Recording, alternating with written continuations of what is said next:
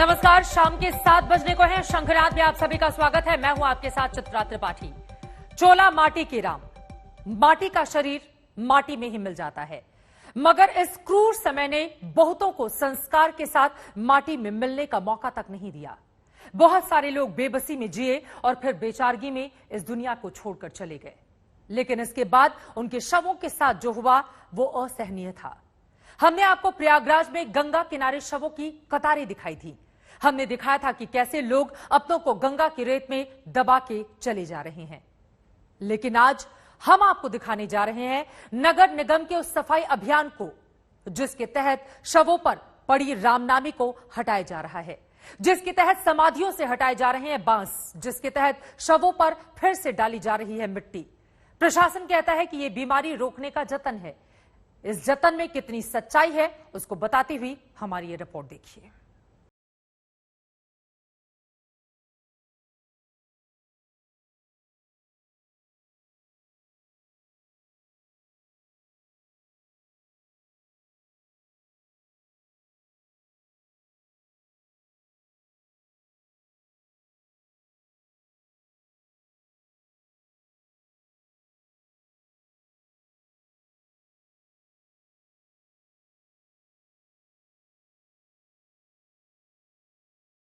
माटी का मेला, माटी का चोला, माटी का रेला, माटी का खेला। माटी में मिले हुए, माटी में धंसे हुए, माटी में फंसे हुए मानवों के शरीर पर पड़े चोले को हटाया जा रहा है।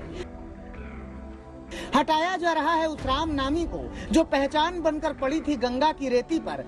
हटाया जा रहा है उस कपड़े को जो बताता था कि यहाँ पर दफन है राम कुमार, राम अवतार, राम प्रहार, दुलारे हैं, अवतारे हैं या किसी की आंख के तारे हैं।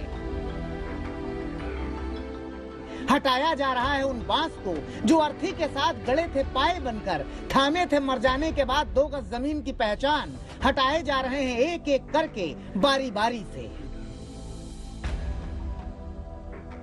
सिर्फ कपड़े नहीं हटाए जा रहे हैं, न सिर्फ हटाए जा रहे हैं बांस, बल्कि उठाया गया है फावड़ा और मिट्टी डालने की हुई है शुरुआत उन शवों पर जो निकल आए हैं रेत को फाड़कर बाहर, जो निकल आए हैं अपनी मरी हुई पहचान के साथ। शवों जो बाहर आ गए थे, जो पिछले जो आंधी पानी 2-3 दिन से हो रहा था, कुछ शवों के बाहर आने के था, तो हम लोग लगातार यहाँ जो सफाई कर्मी लगे हुए हैं उनको शवों को ढकने का काम। प्रशासन कहता है कि नगर निगम ने यह काम इसलिए शुरू कराया है ताकि बीमारियों को रोका जा सके, ताकि आवारा जानवर और पशुओं से मृत शरीरों को बचाया जा सके, ताकि गंदगी को रोका जा सके, ताकि बीमारियों को फैलने से रोका जा सके, ताकि किसी तरह से कोई दिक्कतें न होने पाएं घाट के आसपास रहने वाले लोगों को। और लगातार जब से ये कमेटी बनी है, हम लोगों को जो काम दिया गया है उसमें लोगों को जागरूक करना है, लोगों को रोकना है कि लोग यहाँ पर आके शव न दफना। इस समय हम लोग यहाँ नैनी पे देवरा घाट में, इस तरीके से और भी कई घाट हैं जहाँ पे इस तरीके का काम हुआ है। तो हम लोग लगातार जो है 3-4 दिनों से यहाँ पे लोगों को मोटिवेट कर रहे हैं, जागरूक कर रहे हैं कि वो लोग दफनाए नहीं, शवों को दफनाए नहीं।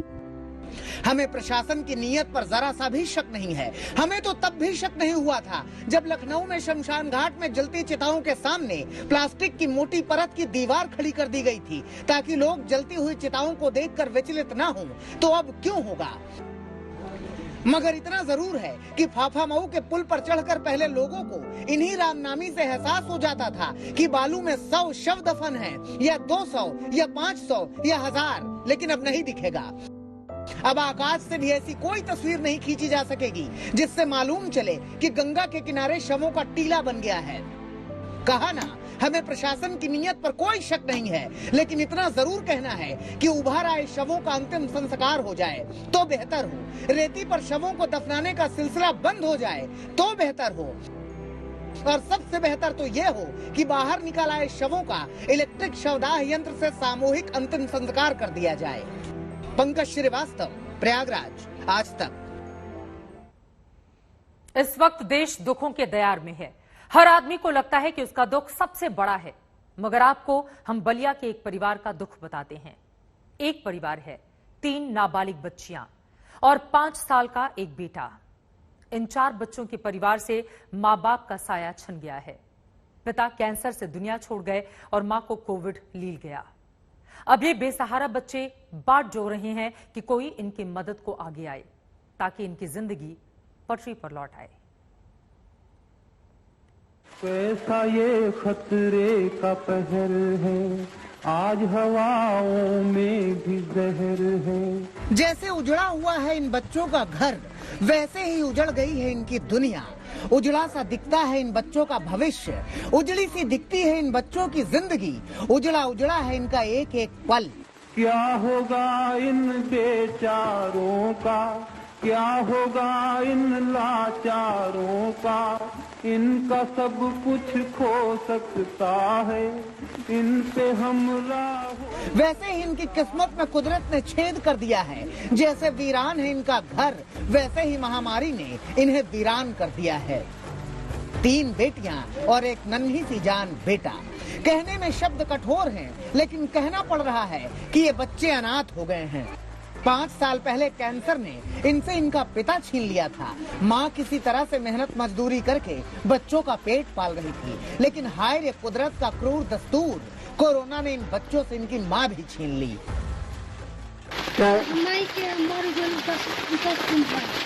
हाँ। अच्छा, कौन बचा है परिवार में? कौन? छोटा है? अच्छा। अब आलम ये है कि न माँ है, न पिता है, न घर में रोटी है, न घर में राशन है, न जीने का कोई साधन है। वो गई थी क्या? अच्छा, पहले के गेहूँ आटा रखी थी। बलिया के बैरिया तहसील के दलन छपरा गांव में बना ये छप्पर इनकी बेबसी का गवाह है। इनकी बेचारगी इसी छप्पर से झांकती है। इन्हें नहीं मालूम कि अब आगे क्या होगा। इन्हें नहीं मालूम कि जीवन कैसे चलेगा। इन्हें नहीं मालूम कि ये 3 बेटियां कैसे जिएंगी, कैसे पलेगा इनका 5 साल का भाई। बलिया जिला प्रशासन को इन अनाथ हो गए बच्चों पर दया आई और उन्होंने कहा कि 2 बच्चों को 2000 रुपए अंत्योदय कार्ड की मदद की जा रही है। चाइल्ड लाइफ संगठन की ओर से भी इनकी मदद का आश्वासन मिला है। प्रशासन द्वारा उनको जो है तत्काल सूचना मिलने पे कोठेदार के माध्यम से राशन उपलब्ध कराया गया है। बाकी प्रधानमंत्री आवास 2018-19 में उनके परिवार को दे दिया जा चुका है। हमारा चाइल्ड वेलफेयर टीम द्वारा जो है विजिट कराया गया और जहाँ पे लीगल गार्जियन जो उनकी दादी हैं उनसे बात करके जो 2 छोटे बच्चे हैं उनको शेल्टर होम में रखते हुए खाने पीने और उनकी पढ़ाई का प्रबंध किया जा रहा है। बेहतर तो ये हो कि उत्तर प्रदेश के मुख्यमंत्री योगी आदित्यनाथ निराश्रित बच्चों की देखरेख करने वाली योजना के तहत इन बच्चों के भी पालनहार बन जाएं। बेहतर तो ये हो कि यूपी सरकार इन बच्चों की पढ़ाई और दवाई का इंतजाम करे। बेहतर तो ये हो कि इनकी भूख का प्रबंध किया जाए। सर से माँ बाप का साया तो उठ ही गया है, अब सर से छत न हटने पाए। अनिल अकेला, बलिया, आज तक। मासूमों को अपने पालनहार का इंतजार है। कोरोना ने क्या क्या रंग दिखा दिए, कभी मरते तड़पते लोग तो कभी ऑक्सीजन के लिए सांसों का संकट। आज बिहार के गया लेकर चलते हैं, वहां की पटवा टोली, जहां आज कफन बाजार है। रंग से खेलने वाले कारीगरों को मातम के कपड़ों का कारोबारी बनना पड़ा है।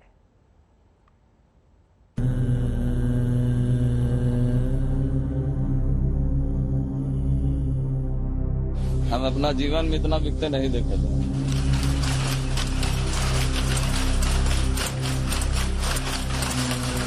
हाँ, दुगना बिक रहा है पहले से।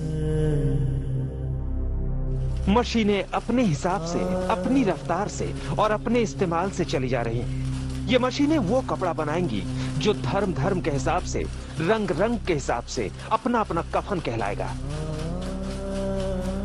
गया की पटवा टोली के कारीगरों को मशीनों को सांस लेने की फुर्सत नहीं। कभी ये मशीनें रंग बिरंगी चादरें, गमछे उगला करती थी, लेकिन अब यहाँ कफन का बाजार है। थोक के थोक कफन बन रहे हैं। कहीं दवा और ऑक्सीजन की तरह कफन भी कम न पड़ जाए। आंकड़े बता रहे हैं कि कोरोना का संक्रमण लगातार कम हो रहा है और इस तरह से पॉजिटिविटी रेट भी काफी कम है, लेकिन मौत का आंकड़ा कम नहीं हो रहा है।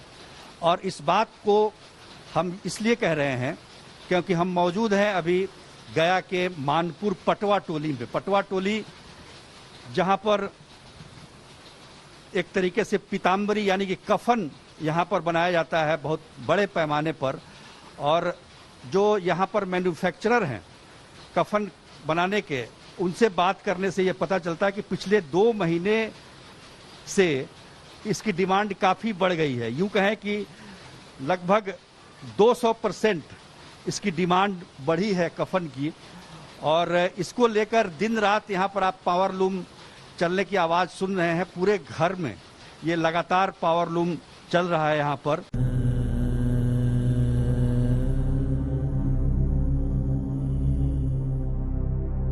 इन गलियों ने कोरोना के मृतकों को सम्मान के साथ अंतिम विदाई देने में अपनी ताकत झोंक दी है। हर घंटे बढ़ी हुई डिमांड आ रही है।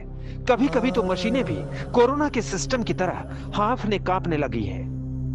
यहाँ चादर बनता था, बेडशीट बनता था, और गमछा और लहंगा टाइप बनता था। अब वो सब अभी नहीं बन रहा लॉकडाउन के कारण। क्या बन रहा है अभी? कफन बन रहा है और मास्क सलब बन रहा है। कफन जिसको पीताम्बरी बोलते हैं, इसको हम लोग जुटा नहीं पा रहे, इतना डिमांड है। मतलब कि जितना प्रोडक्शन हम लोग कर पा रहे हैं उससे ज्यादा डिमांड है। गया की पटवा टोली कभी बिहार के मैनचेस्टर के नाम से सीना ठोककर सम्मान की हकदार थी, लेकिन वक्त ने इसके रंगों पर पानी फेर दिया। कोरोना काल में रंगों से गम और दर्द टपकने लगा, और कफन के पहाड़ जैसे गट्ठर देख कारीगरों का कलेजा चाक होने लगा। अभी डिमांड तो ज्यादा है। पूरा कर पा रहे हैं आप? पूरा तो नहीं हो पा रहा है अभी। जितना डिमांड होता पूरा नहीं हो पा रहा है। तो क्या करते हैं? जितना होता है संभव उतना जाता है। बिहार के लॉकडाउन में बाजारों पर ताला जड़ा है, लेकिन पटवा टोली को सांस लेने की फुर्सत नहीं है। उन्हें सांसों की जंग हार चुके लोगों के लिए अंतिम फर्ज अदा करना है। कफन की डिमांड बिहार से बाहर निकलकर झारखंड, बंगाल, ओडिशा तक से यहाँ के दरवाजे खटखटा रही है। तो क्या यही जिंदगी है जिसमें मौत का शोर भी शामिल है? ये मशीनें तो फौलाद की बनी है, सब बर्दाश्त कर जाएंगी, लेकिन कफन के कारीगरों से अब कपड़ों का बेरंग बाजार नहीं देखा जाता। वो चाहते हैं कि काश वही कपड़ों की रंगीनियां फिर से लौट आए। गया के पटवा टोली को बिहार का मैनचेस्टर भी कहा जाता है। यहाँ गमछा, चादर और पीताम्बरी यानी कफन का निर्माण होता है, जो कि पूरे बिहार, बंगाल, उड़ीसा और तमाम जगहों पर इसकी सप्लाई होती है। बाजार बंद होने की वजह से चादर और गमछे की डिमांड तो नहीं है, लेकिन इसके बावजूद पावर लूम लगातार यहाँ पर चल रहे हैं। तो इसके पीछे की वजह है पीताम्बरी यानी कि कफन की डिमांड। कैमरामैन नदीम आलम के साथ सुजीत कुमार झा, पटवा टोली, गया, आज तक। चोला माटी के राम, इसका क्या भरोसा, लेकिन जिस सरकार पर भरोसा था वो भी टूटता जा रहा है। इसी टूटते भरोसे को बचाने के लिए, नीति नियंताओं को जगाने के लिए लचर सिस्टम के खिलाफ हमारा शंखनाद जारी है। और अब इसी कड़ी में हम आपको लेकर चलते हैं राजस्थान के एक गांव, जिसकी तस्वीर दिखाते हैं, जहां सरकार को लगता है कि कोरोना के आंकड़े छिपाना ही कोरोना पर विजय है। एक ऐसे गांव की कहानी जहां गांव वाले जिंदगी के लिए सिस्टम से लड़ाई लड़ रहे हैं और जिंदगी के बाद भी सिस्टम से लड़ने को मजबूर हैं। देखिए हमारी संवाददाता मौसमी सिंह की ये रिपोर्ट।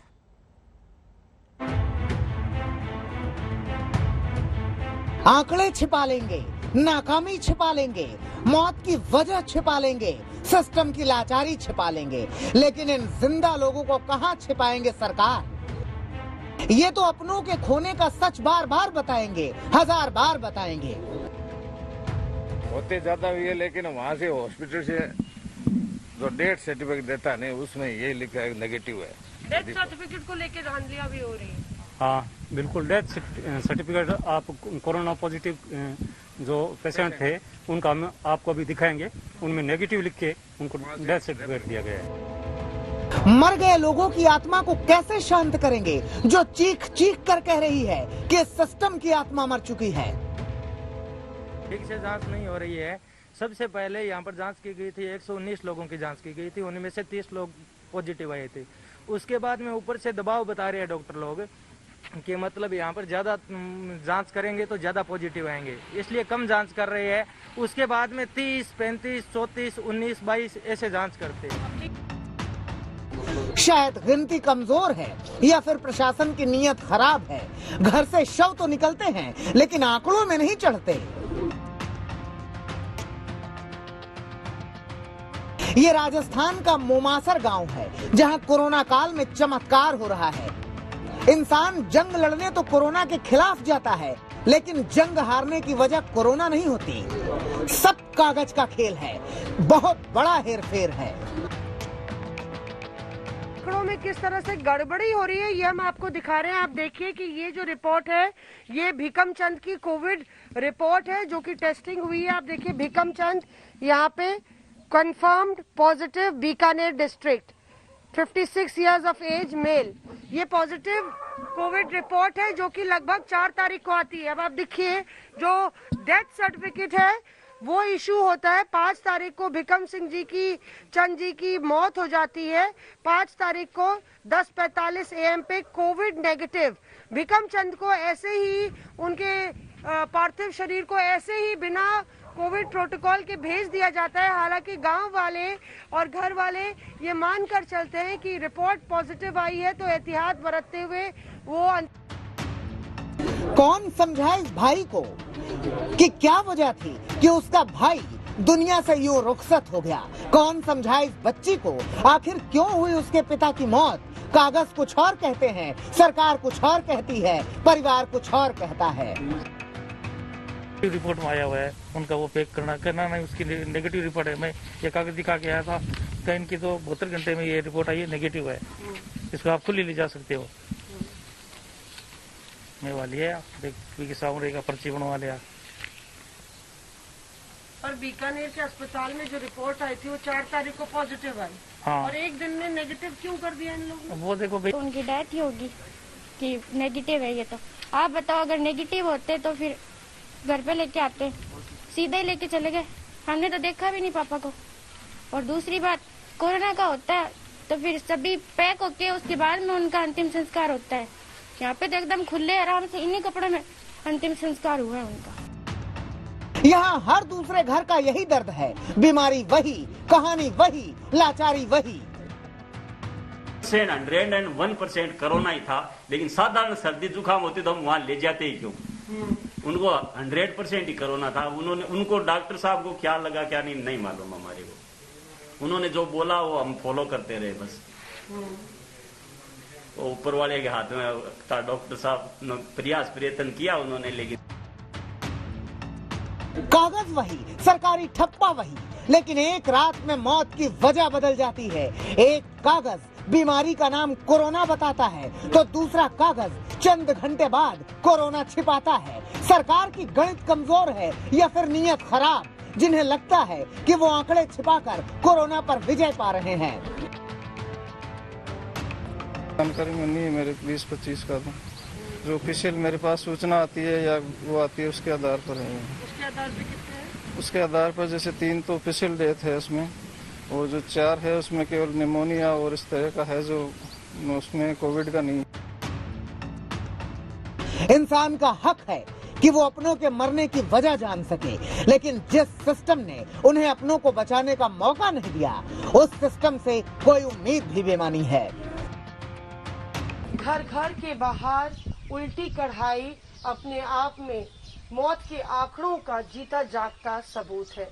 जरूरत है, क्योंकि असल तस्वीर इससे भी ज्यादा भयावह है कि राजस्थान सरकार इस मामले में ईमानदारी बरते और इन आंकड़ों की अनदेखी करने के बजाय वो कोरोना से मरने वालों की प्रक्रिया में पारदर्शिता लाए।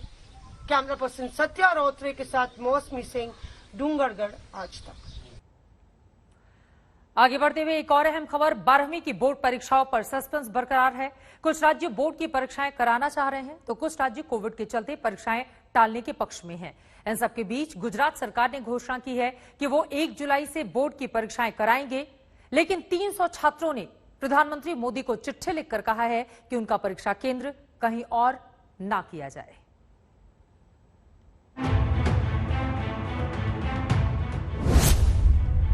कब होंगी 12वीं की बोर्ड परीक्षा?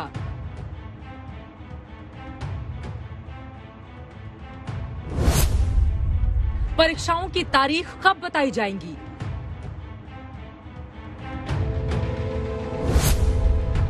कोविड काल में कैसे होंगी परीक्षाएं? ये वो सवाल हैं जो 12वीं के परीक्षार्थियों के साथ ही साथ उनके पालकों को भी परेशान कर रही हैं। अजीब सी ऊहापोह की स्थिति है कि सामने कोविड जैसी महामारी और उस पर परीक्षा होगी या नहीं, या कब होगी का संकट भारी।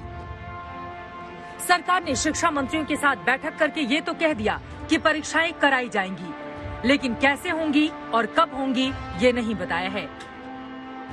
इन सब के बीच गुजरात सरकार ने निर्णय लिया है परीक्षाएं होंगी और कोविड के मुश्किल हालातों के तहत निर्णय लिया गया है कि 1 जुलाई से गुजरात बोर्ड की 12वीं की परीक्षा होगी। एक कमरे में सिर्फ 20 छात्र बैठेंगे।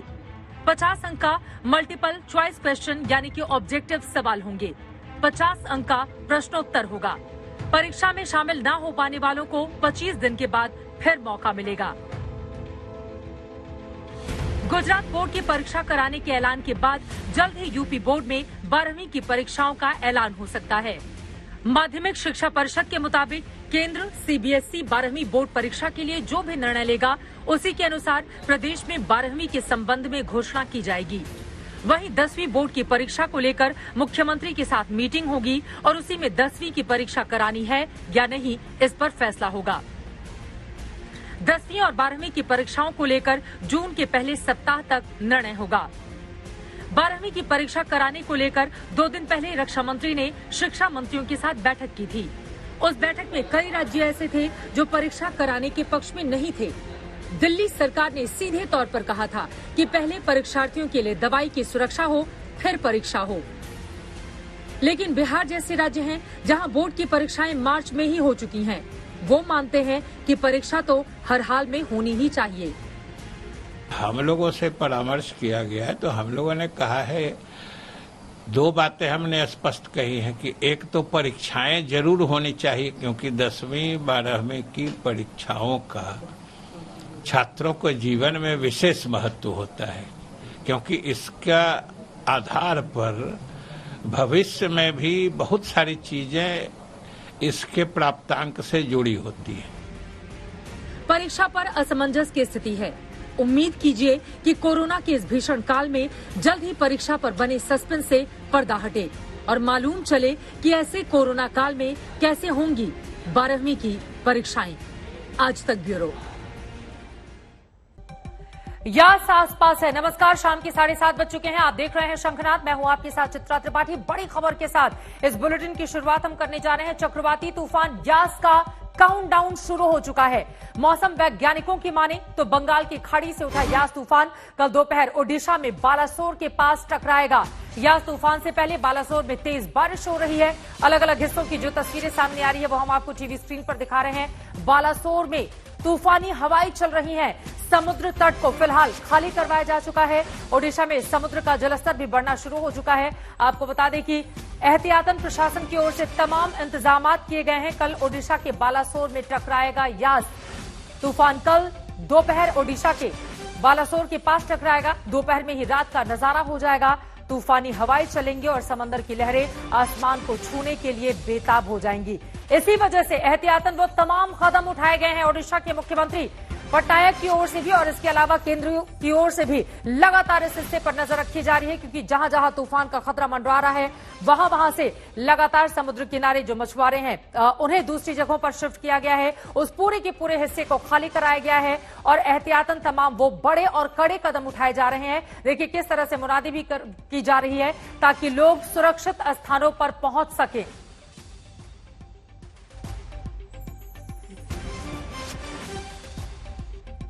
अगले कुछ दिन काफी ज्यादा महत्वपूर्ण रहने वाले हैं। यास तूफान से पहले फिलहाल बालासोर में तेज बारिश हो रही है और आपको ये भी बताते चले कि सिर्फ ओडिशा ही नहीं बल्कि देश के कई ऐसे हिस्से हैं जहां पर इस तूफान का सीधा असर देखने को मिलेगा। और इसी के बारे में और ज्यादा जानकारी के साथ अलग अलग हिस्सों से हमारे सहयोगी इस वक्त जुड़ चुके हैं। सीधे उनका हम रुख करेंगे। लेकिन ये तस्वीरें जो इस वक्त आपकी टीवी स्क्रीन पर हैं, ये काफी ज्यादा अहम हो जाती हैं। कमलजीत संधू हमारे साथ मौजूद है, बाकी भी अपने संवाददाताओं के पास हम चलेंगे, लेकिन कमलजीत सबसे पहले आपका रुख करते हुए, चूंकि आपके पीछे समंदर में ऊंची लहरें भी हम देख पा रहे हैं, हालांकि देर शाम का ये वक्त है, कुछ ही देर में रात और ज्यादा गहरा जाएगी। किस तरह की तस्वीरें हमारे दर्शकों को आप दिखाएंगी और कहां पर आपकी मौजूदगी है, इसके बारे में भी बताइए आप।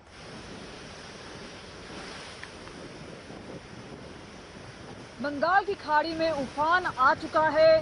साइक्लोन यास ने अपनी दस्तक दे दी है और आपको दिखा दें जो लपटें हैं अब वो काफी आगे बढ़ चुकी हैं। आपको बता दें यहाँ पे कई पौड़ियां नीचे तक थी पहले, और अब आप देख सकते हैं आहिस्ता आहिस्ता ये ऊपर आते जा रहे हैं और साथ साथ हम भी ऊपर आ चुके हैं। और आपको बता दें रात भर बारिश होगी, जिसके बाद साइक्लोन यास का जो असली प्रकोप है वो नजर आएगा सामने।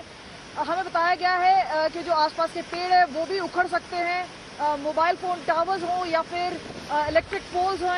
इस वजह से एहतियातन काफी जो तटीय इलाके में जो पॉपुलेशन है उसे पीछे किया गया है।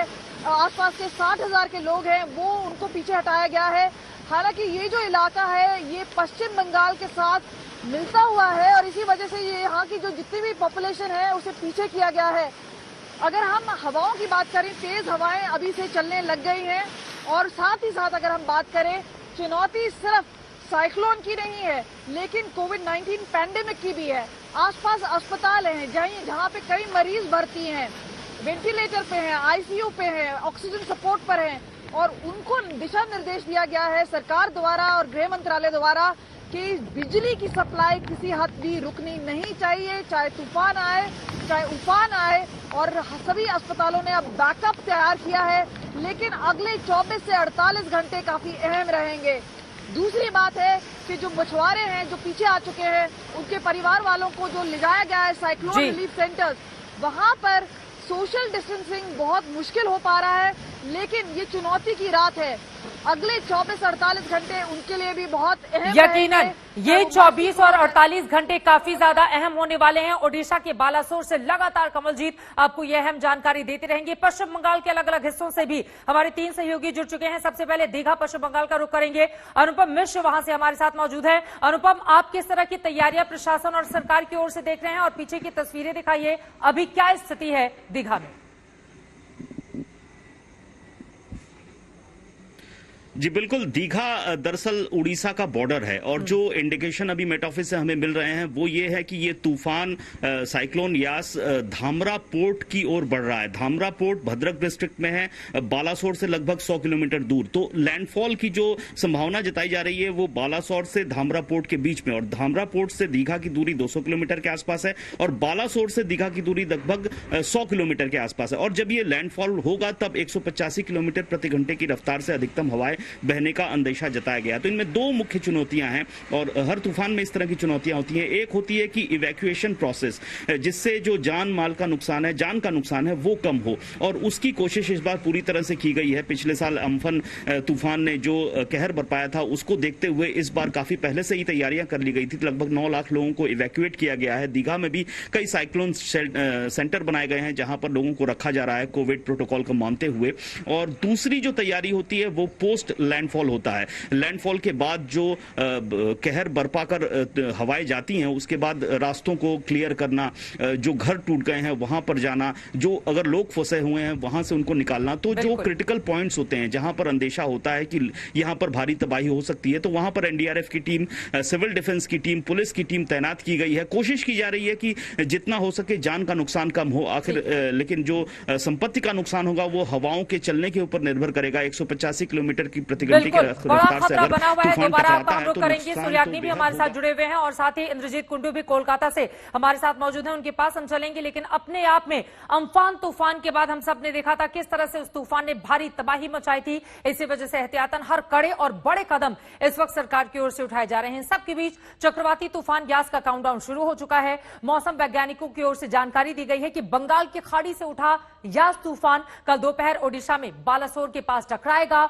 दोपहर में ही रात का नजारा दिखाई देने लगेगा। तूफानी तेज हवाएं चलेंगी और समंदर की लहरें आसमान को छूने के लिए बेताब हो जाएंगी। इसीलिए एहतियातन पूरे के पूरे हिस्से को खाली कराया जा चुका है और लगातार प्रशासन की, सरकार की इस पूरे मामले पर नजर बनी हुई है। ये रिपोर्ट देखिए।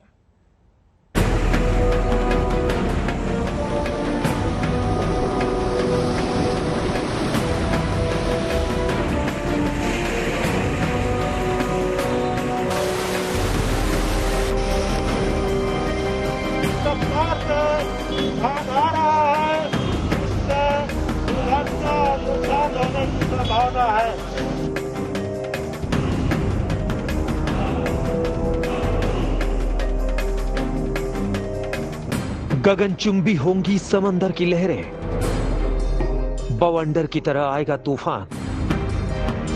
समुद्र तटीय इलाकों में तूफान और बारिश का कहर, क्योंकि यह सब बिल्कुल आसपास है।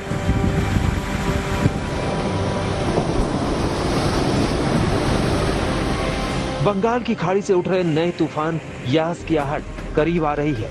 चक्रवाती तूफान का काउंटडाउन शुरू हो चुका है। ये तस्वीरें पश्चिम बंगाल के दीघा के समंदर किनारे की है। आमतौर पर यहां लहरें शांत रहती हैं, लेकिन यास तूफान के आने के कुछ घंटे पहले ही समंदर की लहरें हिलोर मार रही हैं। दिन में ही अंधेरा हो गया है, हवाओं की रफ्तार तेज हो गई है। तूफान का ट्रेलर अभी से ही दिखाई दे रहा है। ट्रेलर से अंदाजा लगाया जा सकता है कि तूफान की फिल्म कैसी होगी। लोगों को अंदर या समुद्र में नहाने से तो बिल्कुल रोक दिया गया है, नहीं जाने दिया जा रहा। और जो कंडीशन है मैं दिखाऊंगा समुद्र की कंडीशन, ये जो स्थितियां हैं ये नहाने लायक तो बिल्कुल भी नहीं है। अभी पूरी तरह से अपने उफान पर है समुद्र। लहरें काफी ऊंची उठ रही हैं, कम से कम 3 से 4 फीट ऊंची लहरें उठ रही हैं। और जो अंदाजा लगाया गया है कल तक ये 10 से 12 फीट ऊंची लहरें उठेंगी।